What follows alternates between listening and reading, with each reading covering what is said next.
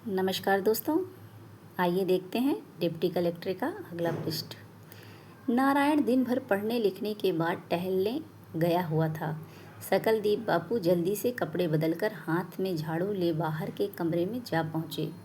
उन्होंने धीरे धीरे कमरे को अच्छी तरह झाड़ा बुहारा। इसके बाद नारायण की मेज को साफ किया तथा मेज पोस को जोर जोर से कई बार झाड़ फटक कर सफाई के साथ उस पर बिछा दिया।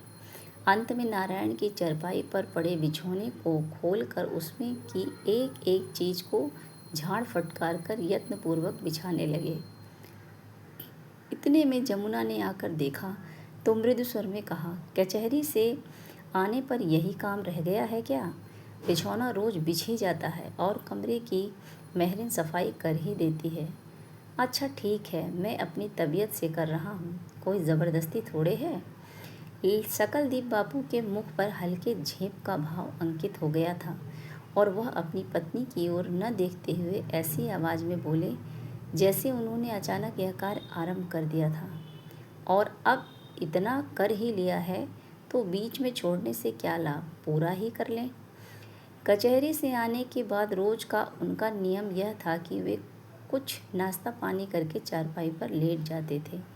उनको अक्सर नींद आ जाती थी और वे लगभग 8 बजे तक सोते रहते थे। यदि नींद न भी आती तो भी वह इसी तरह चुपचाप पड़े रहते थे।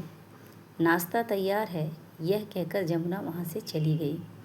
सकलदीप बापू कमरे को चमाचम करने, बिछौने लगाने तथा कुर्सियों को तरतीब से सजाने के पश्चात आंगन में आकर खड़े हो गए और बेमतलब ठनक कर हंसते हुए बोले, अपना काम सदा अपने हाथ से करना चाहिए, नौकरों का क्या ठिकाना।